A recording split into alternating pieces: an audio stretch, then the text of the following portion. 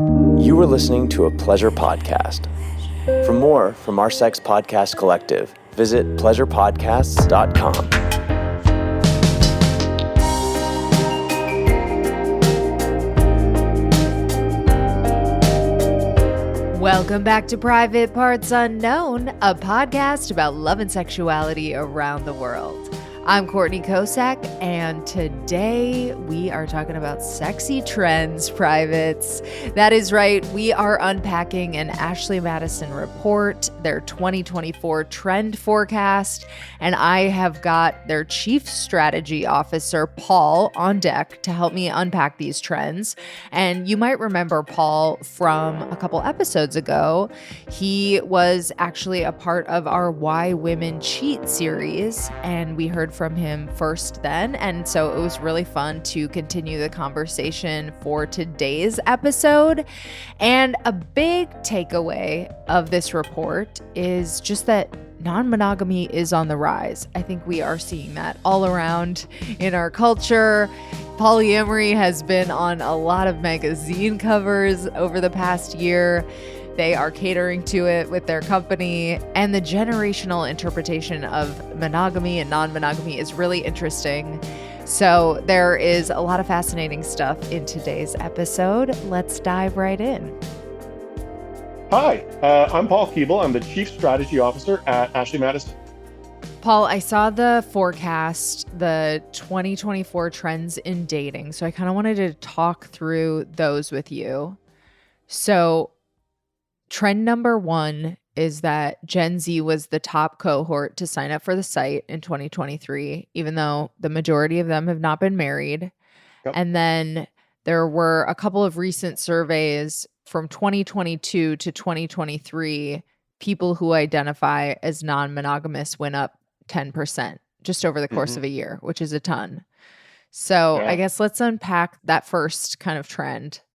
So it was really interesting because we've heard a lot about Gen Z when it comes to dating and relationships. And there was these two contradictory sort of statements floating around that sort of piqued our interest. And we wanted to look into, we were saying at one point that Gen Z is having far less sex than the previous cohort, so like millennials Right. and Gen X. But at the same time, we are hearing they're far more permissive or experimental, depending on how you view these things, when it comes to their sexual relations. So not just looking at things like polyamory, but the types of activities that they were participating in. And those seem to be somewhat contradictory. And so we Right. dived into it. And what do we really discover? And this is a bit of a guiding light for us as an organization and for me just personally, is Gen Z gives me a lot of hope for relationships and dating because I'm Gen X, so I'm ancient comparatively. Uh-huh. And growing up, I remember like the pressure to have sex was enormous because as a guy, obviously every single one of your friends was having sex because they told you that. And I believe them. Yeah. They're probably all full of shit, but there was this idea that, and there's in pop culture, like movies and TV shows, the Yes, whole for sure. concept of we're going to get a pact, we're all going to lose our virginity. I mean, wasn't that the premise of American Pie, I think, originally? Yes. Right? And then the internet comes along and the shame barriers, the things that really drove a lot of our sexual behaviors as teens and 20s from my generation started to evaporate because people realized that girlfriend you had sex with in Canada did not exist. That was a bunch of bullshit. And they said, hey, wait a minute. Instead of like pretending we're all super mature and sexual, because we're not, why don't we just be honest and say, I don't know where I'm at. I'm not really sure. I'm interested in some different stuff. So let's talk about it. Let's be a little bit more open. And what you're seeing is number one, and this is where I get the hope and the faith and believe that Gen Z is going down the right way. They're saying, let's stop pretending that we're not all interested in a lot of different things. Two, that we don't know squat because we haven't done anything yet, and have really open conversations. And when we do explore stuff, it doesn't mean that's our thing forevermore. Because I did it once does not make me a thing. It's like if I, appear in a TV show once, am I an actor forever? No. But if you suck one dick, you're gay forever, kind of Right. deal. And they've removed that shame, which is really awesome and amazing. And what it's leading to is they're willing to try different things. They're willing to look into different things, but they don't have the pressure to do it all the time. So it does make sense that they're having less sex, but they're having better sex. And that is far more important. And that is sort of the reason we exist. So this might be the end of Ashley Madison as a primarily adultery-based dating site, which is okay because we need to evolve along with the culture. And so we are seeing an increase in that Gen Z cohort coming to our site for more polyamorous, open type relationships, and a lot of different dynamics within that framework because they still covet the discretion that we offer. It's not about shame. It's more you as my colleague, you as my family member, do not need to know what I'm doing because it's my Right. business. But I'm sharing it with others and I'm more open to it. And it's really been fascinating seeing these trends. So, from a business perspective, it's a challenge. How do you accommodate them as they come into our platform? But it also gives me hope that there is going to be a continuous space for people to have a bit of discretion, but again, not based on shame, but more based on it's none of your damn business what I'm doing and whom I'm doing it with. And that has really always been at the core of Ashton Madness. So that's really what that trend is telling us. I think it makes total sense too that you guys would, you know, strive to accommodate that demographic because it's almost like a generational thing about being open and cheating. I do think that the older you are, the more like comfortable you might be with like the affair paradigm than like the open relationship paradigm. Yeah, absolutely. When you start building a relationship 20 years in and your spouse comes to you and says, hey, things have been great. I love you. Everything's fantastic. But I just want a little separate D on the side. Is that cool? And that's really hard to get over. Yeah. And like the jealousy shows up. And what Gen Z is saying is, hey, we're going to start there as a starting Mhm. point so that we can remove some of that jealousy. And the reality is, though, and you talk to anybody who lives in polyamorous relationships and open relationships, it's not that the jealousy doesn't exist, so they talk about it, they Yeah, communicate about it to alleviate the exactly. pressures that comes from it. And that is really the key component that's underlying all these trends on Gen Z. And again, every therapist will tell you communication is at the core of every failed marriage. That is why Gen Z is saying, like, listen, we've learned from you idiots. We're going to do it better. I mean, God bless them. I hope they do. So, trend number two is that studies show that women tend to be more sexually adventurous than men and are the quote unquote gatekeepers of monogamy, according to author and therapist Dr. Tammy Nelson. So, it seems like women are more likely to want to be open instead of an affair, which I read as women are more ethical. I don't know. That's one way to interpret more ethical. I think I'm just kidding. no, it's a good way to look at it. But what I think from my perspective is happening is women have always had agency over their sexual life. But what was different for previous generations, and this is more like my parents' generation, so the baby boomers and the golden generation, because all this stuff was happening back then too. Right. The difference was the consequences for men were pretty low. People just, no big surprise. Bob, got some on the side. We all, it happens. He's not a great guy, but it's no big deal. He was sleeping with a woman, so clearly, it wasn't just one really, really horny woman in every town who slept with all these guys. There's a bunch of women doing this. But the difference is the consequences for women getting caught were severe. Yeah. And we're not really that far removed from the age of the Scarlet Letter. And in my mother's generation, she would have been 50, no, she would have been 72 this year. If she had got caught cheating, she would have lost her economic means. She was a stay-at-home mother. I mean, in Canada, and I don't think the States was all that different, up until the early 80s, late 70s, you still needed your husband to get a credit card. He needed to sign I off on know that. that's It's like, insane. why? That's wild to me. And so here she goes. So she's got three kids and she gets caught cheating. So he's walking out the door. Dad's gone. She's left with three kids. She can't get a real job. She can't get a credit card. So her life's screwed. So here's what happened though. It's not that women suddenly said, okay, I'm going to close up shop and not do this. No, they got really good at it. Yeah. Good at it and the ability to hide it. Right. So what's changed now is a couple things. And these are some really important trends that we've been tracking. In the workplace, where traditional affairs mostly have happened throughout history, or at least modern history, it usually was an older man, an executive, a senior person with a more junior person or less powerful person. Hmm. And if that affair became public, the woman almost always was punished. It's like, you are out the door, see ya. What's happening now is that Gary, you get a promotion. yeah. But what's happening now is, and we're strictly talking a consensual affair. We're not talking any reports of harassment, but on a consensual affair, really senior guys are being told, you know what, Bob, you're gone. And happened to Bill Gates. He got kicked out of his foundation. Happened to the CEO of McDonald's. Happened to the CEO of Intel. The Intel one was fascinating to me because the affair happened years before he became CEO of the company. But Oh, he took the mantle. It became public. And again, completely consensual. Nobody was charging anyone with any sort of inappropriate behavior other than the affair itself. And they said, listen, boards are saying, listen, we have a fiduciary duty to our shareholders, and this shit can't happen, right? So now, women are realizing they have a bit more power, they have a bit more agency, and they don't face the same. They face still more than men, but it's not as much punishment. It's still chastising and tutting. You're a whore, you're a slut, but she gets to keep her job. She gets her economic needs. And so women are being a little bit more bold and saying, hey, listen, we put up with a lot of shit. Now I'm working. I've got to have a 50-50 economic model in the household. You've got to do all this stuff. And last time you and I talked, we talked about how we did a study with the University of Missouri, Dr. Alicia Walker, about why women cheat. yeah. And in her study, it was 80% of the women were in sexless or orgasmless marriages. And women were basically saying, listen, I might love my husband. And I think the memory you spoke to at the time really fell into this category.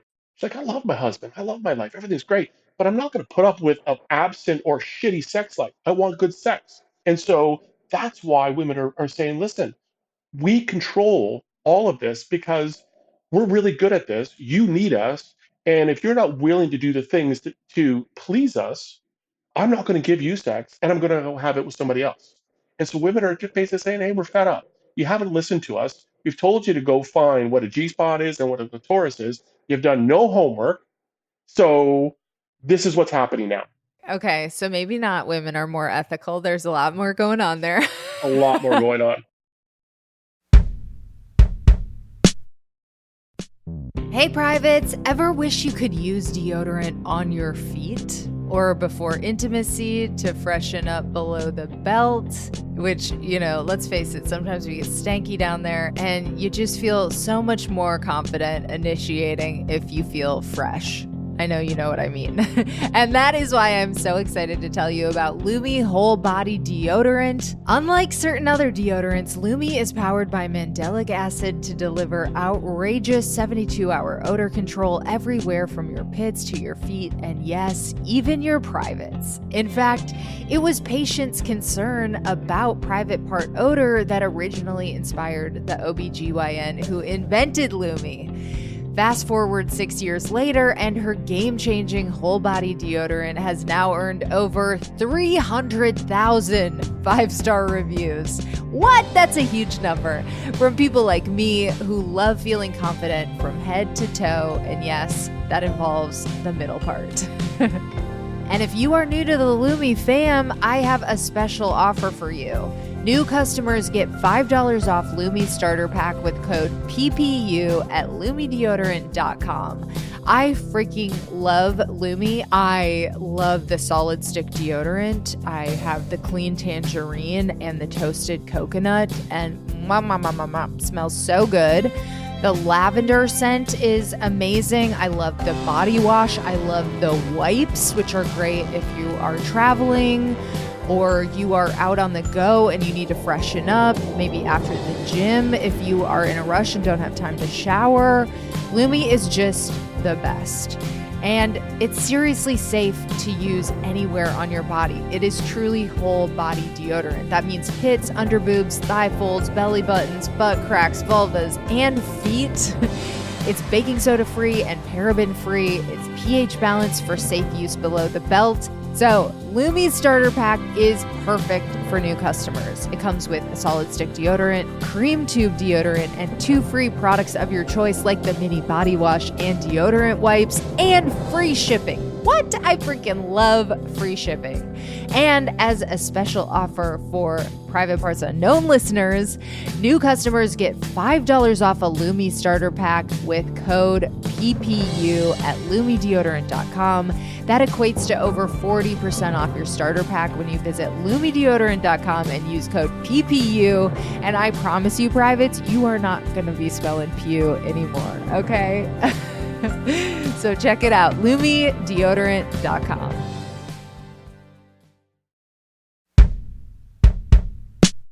So trend number 3 is that people are putting more thought into their online dating profiles, including their interests, religious beliefs, and hobbies.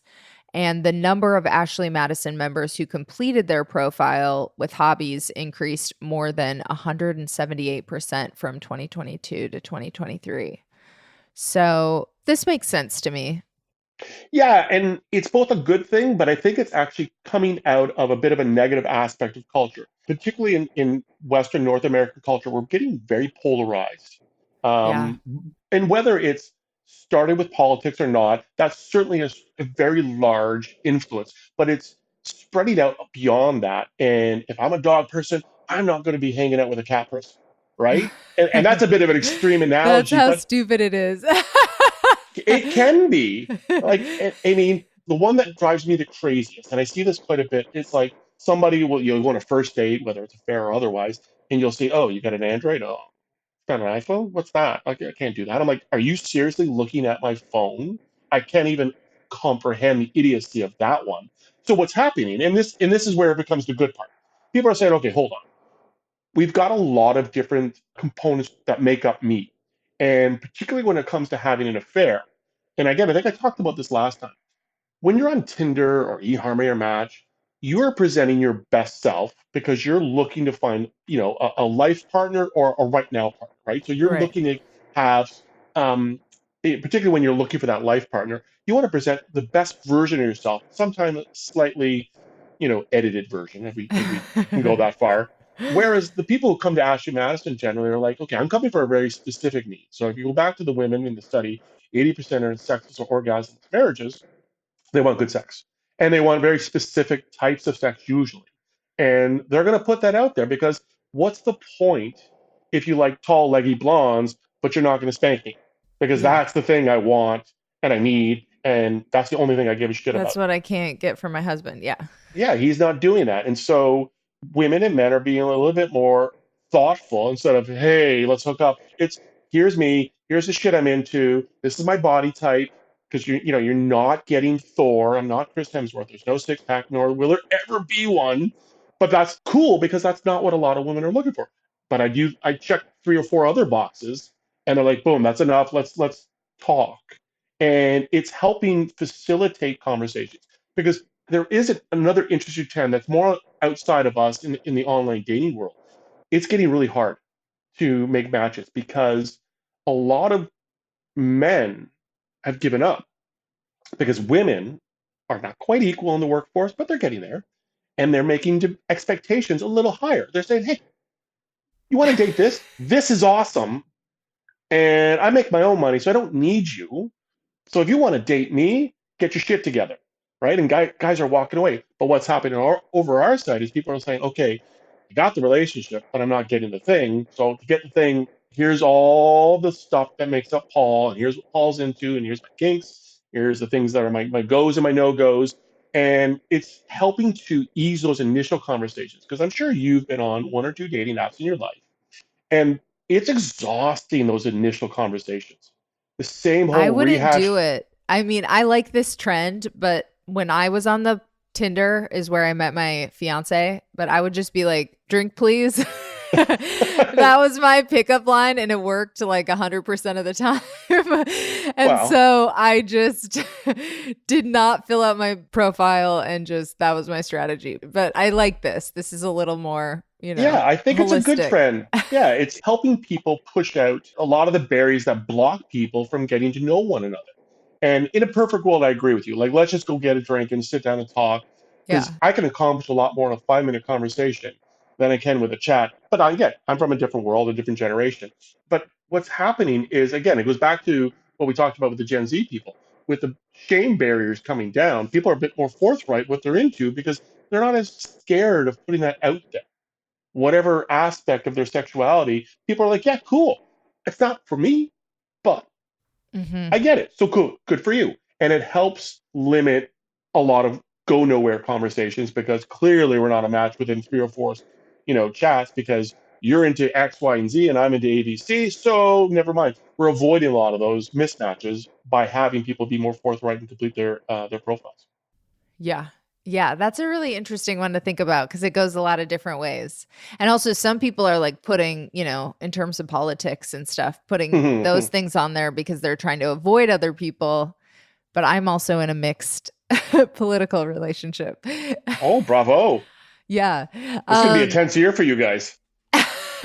We have a good dynamic about it. So, for trend number 4, it says that you guys did an Ashley Madison member survey, and 27% of Gen Z members, 19% of millennials, which I'm an elder millennial, 24% of Gen Xers, and 25% of boomers said that they prefer a polyamorous relationship.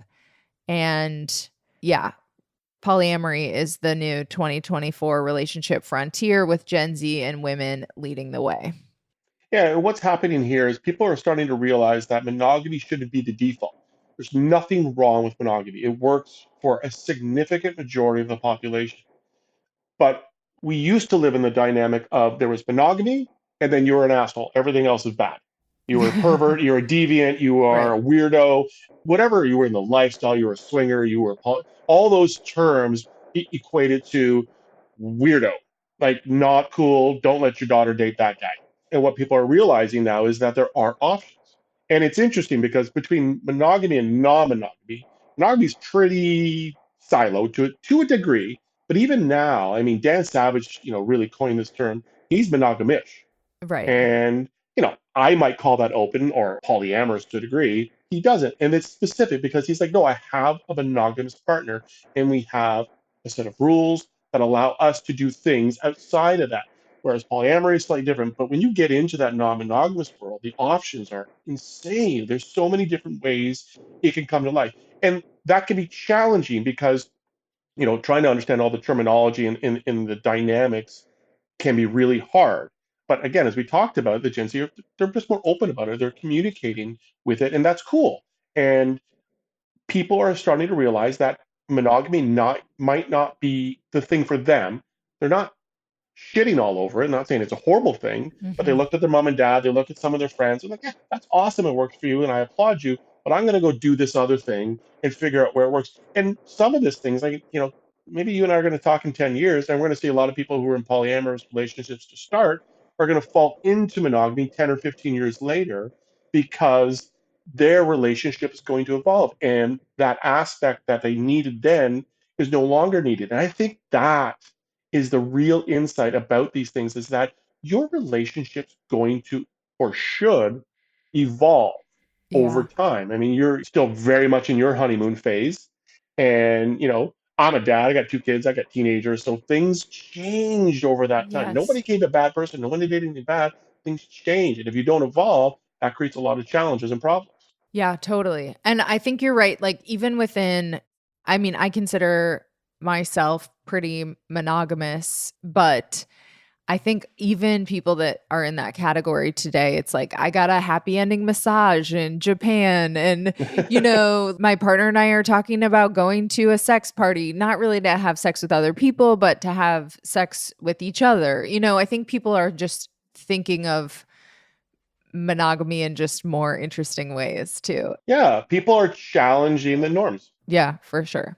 And I mean, I love the point about the happy ending because what people consider cheating changes dramatically from relationship to relationship. Like some people say, "You watch porn without me, that's cheating." I'd be like, "Are you crazy? How am I going to do all day long?" But that's also changing what people actually consider. And the biggest benefit of it is people are actually having the conversation because I don't know when you're getting married. Again, congratulations. Thank you. I would advise you should sit down with your fiance and discuss what do you think is cheating. What is Hmm. cheating? Because what you think is cheating may not be what he thinks is cheating. And it's not really simple because everyone will agree if I go put my penis in some other woman's vagina, that's pretty straightforward. Cheating. But if I have dinner with a woman, is that cheating? If I go to a strip club, is that cheating? I would say no and no. What do you say? I say no, absolutely not. I think things are only cheating if I have to hide them from a partner. Exactly. Now, if I go have a dinner with a woman and I don't tell my partner, oh, now that's a bit of a dodgy exercise. Yes, because why are you not telling? Right. See? Exactly. But this is the thing, right? People need to define what their relationship means. Whether you call it monogamy or non-monogamy, it doesn't really matter.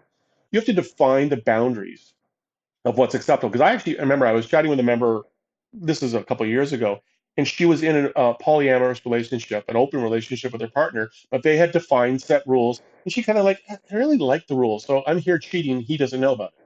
I was like, wow, you're in a polyamorous relationship. You're allowed to sleep with other people, but there were certain guidelines, and primarily came down to she had to tell her partner with whom she was sleeping with. And she said, that was just too much. So I'm going to screw around without him. I was like, wow, that's interesting. That is. That is.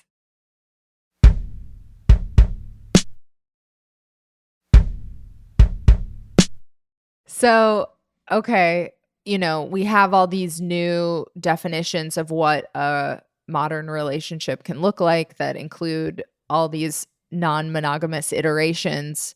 So why are people still cheating? Is it that they just don't want to tell their partner? It's a lot of different things. So, the study on that I talked about with Alicia Walker, when she looked at why the men were cheating, like I still find that today the most fascinating insight because I kind of knew to a degree because I work in a profession that is predominantly female oriented. So I worked with a lot of women over my career, and you hear a lot of things. The reason men were cheating is that they were seeking emotional validation. Ah. And I tell people this all the time, and I tell my golf buddies, and they're all, Paul, you're full of shit. And I said, you guys might say that because you're all bravado and you want to talk smack around, the other dudes. But let me tell you something. Go ask any of your male buddies, what was the best compliment they ever received from a woman? And everyone will know what it is. Every guy has that thing because we receive so few of them Yeah. from females. So if you tell your fiance, hey, you look really good in that shirt. Let me tell you how many times you're going to see that shirt come out over the next 6 months because it's going to be worn a lot because he's going to remember that. And we're raised in a culture where men don't get those types of compliments. Like you walk out of the shower in the morning, he's like, "Oh God, babe, you're the best looking girl I've ever seen." He's showering you with your compliments. You're like, "Shut the fuck up! I'm just getting ready for work." But if you say that to him, he holds it in his heart. So what's happening there is a lot of men they might met the girl of their dreams in a great relationship, and they're very happy, and even the sex life can be great. But there's that component that's missing, that aspect of our quote unquote softer side that says, I want to be wanted, I want to be needed, I want to be felt like I have value beyond, I'm 6 foot or I earn six figures or whatever it is, Right. and that leads to a lot of the male cheating. And for women, I think part of it is depending on whom you're talking about. There are elements of, particularly in America, a lot of people get married very young there. There's a whole core in particular parts of the country, like getting married in your early 20s is kind of like, yeah, that seems like a normal thing to do. And then suddenly you're 10, 15 years into it, and they start hearing about their other friends and the activities they're doing. Like, Uh-huh. we don't do any of those things. And they go home and they're like, hey, Bobby, can you do these things? And then he's like, absolutely fucking not. And she's like, well, I don't want to live a life without that. I don't want to screw this up. So I'm going to go over to Ashley Madison. Well, makes sense. I'm from a small town in Minnesota where people do get married in their early 20s, but that scares the shit out of me. I'm like 40. Okay. Well, I'm about to turn 50, and I couldn't even comprehend the idea of getting married in my 20s. But I mean, my mom and dad, my dad was 22 when he got married, and my mom would have been 20. And like, I'm like, what the hell's wrong with you two? Yeah. Like, did you not realize there was a whole life to live afterwards? And my mom had 3 kids by the time she was 26. I'm I like, know you're that's crazy. losing. They would have kids right after. It's I'm like like, enjoy it for a little bit. I'm like, God love you, woman, but that was some batshit crazy choices that your children will not be doing. So I guess let's end on I mean, this is maybe a controversial stance, but it's been suggested that affairs can save marriages. So I'm curious how you think this works. Well, it's absolutely true. And anybody who has been around long enough is going to know some couples who have experienced adultery in their relationships. And more often than not, the relationship actually does survive because, and this is actually something that Dr. Tammy Nelson sort of coined for us.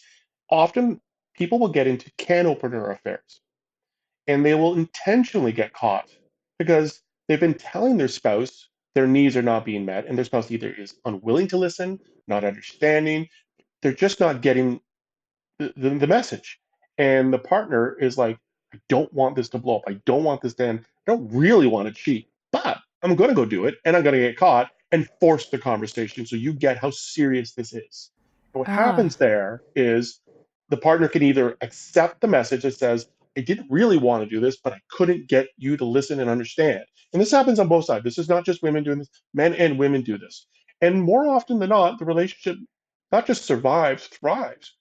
And I personally know multiple couples. Like I actually I know somebody who, when I first joined this company, they revealed they had joined the site years ago and had an affair, and it was exposed, and they're still married and they're multiple kids, and the relationship's fantastic, because it forced the hard conversations that the other partner wasn't willing to have, or understanding needs to be had at the time. And that happens way more often than people realize. Now, there's certainly times where you get exposed and someone just walks out the door. That's a risk in this scenario. And that's, again, why we exist, so people can have a better affair. But there's certainly people that will come out of it, expose it, and thrive. fascinating as always, Paul. Thank you so much for enlightening us on these 2024 dating trends. My pleasure. Thanks so much. All right, privates. That was an interesting conversation with Paul. Thank you again for coming on and enlightening us all about these new trends in non-monogamy. And thank you for tuning into this episode of Private Parts Unknown. Stay tuned right here. I have got another sexy episode coming your way next week. For the latest episodes, look down and make sure you're following us on your favorite podcast player now. If you are on most of the players, it's like a follow or a subscribe button. If you are on Spotify, it's like a follow and a bell button. To stay in touch between episodes, follow me at Courtney Kosak. That is Kocaak on Instagram and Twitter. And follow the show at Private Parts Unknown on Instagram and at Private Parts Un on Twitter. And I am shamelessly, always and forever, trying to hit the top 1% on OnlyFans. So if you are interested in a Playboy-style peek behind the podcast, you can subscribe to my OnlyFans account.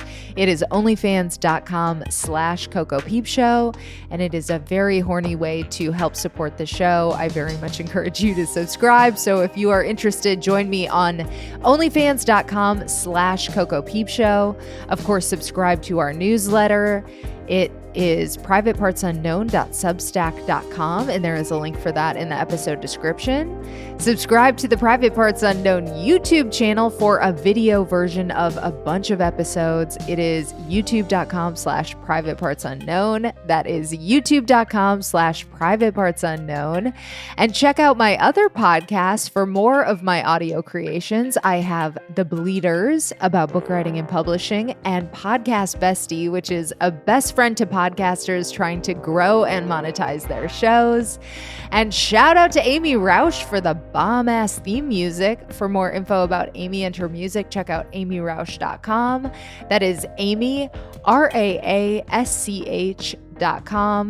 This episode was mixed by my beloved audio guy, Michael Castaneda of Plastic Audio.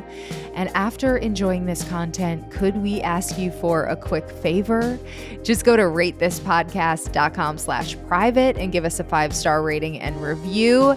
And you guys have been the best lately. You helped us hit 140 ratings on Spotify. We are currently at 142. So if you are listening on Spotify, you can go to, it's actually now the upper right-hand corner of our page. Under the title, next to like the tool wheel, there's those 3 dots. Just hit rate show and then 5 stars, and voila, you have just made my day. And then on Apple Podcasts, we are now up to 282 ratings. We have busted our 280 cherry and we are on to 282. I would love to hit 285. So if you are listening on Apple Podcasts, please give us a 5-star rating and a review. I got a couple great reviews recently. Fancy 1974 says, loving your podcast. I was expecting more about sex, LOL, which is what pulled me in, but I'm so glad to be here for all the many parts of life and relationships that you are highlighting. Keep it up. You are doing a great job. Seriously, the bored but so busy housekeeper. Thank you, bored but so busy housekeeper. I love that you are listening. Please keep it up. And Stacy MC says, thought-provoking coverage of taboo topics. This podcast gets me thinking. She covers topics that aren't mainstream, but in a sensitive, comprehensive, and balanced way. It's definitely the podcast that gets me and keeps me thinking, and I love discussing it with my partner. I freaking love that. That is like balm to my soul. Thank you so much for listening and loving the show, Stacy. Those reviews were awesome, and you can make my day similarly by going to ratethispodcast.com/private. No matter where you are listening, you can leave the podcast a rating and review, and it would mean the world to me. And before we go, there is another way you can help support the show. We are now on the Fountain app, so if you are listening on Fountain or another V4V platform and you get value from this show, you can support us by sending a boostagram or some sats for streaming. Mere Mortals podcast boosted 1,111 sats. And Karan left a comment about the Ashley Madison series, and he said, not surprised that you get negative comments just due to the topic nature, but I thought you provided a pretty fair representation of the motivations of why extramarital affairs occur. Thank you so much. I thought so too. And someone clapped to that, which I appreciate. And TN Stacker boosted 100 sats and said, my wife and I went to Thailand years ago. I wondered if the ladies then got full massage like the guys. Never asked, but supposed. Now I know. Glad the ladies get to enjoy the superior, relaxing, and restorative service. Yay! That is when I was talking with Hallie Lieberman about my happy ending massage. And then Dr. Chuckles boosted 500 sats and said, always learn something new, even if it's probably nothing I will ever try myself. Fair enough. Yes. And Walter W. boosted 500 sats and said, hey, Courtney, enjoyed the episode, so here's a few sats. The best. Thank you guys so much for listening on Fountain and sending us those sats. I love to see those sats come through. Those are my favorite comments to get because they come with a little bit of money. Thank you so much for sticking with me until the end. Until next time, stay curious and keep exploring. Love you, privates.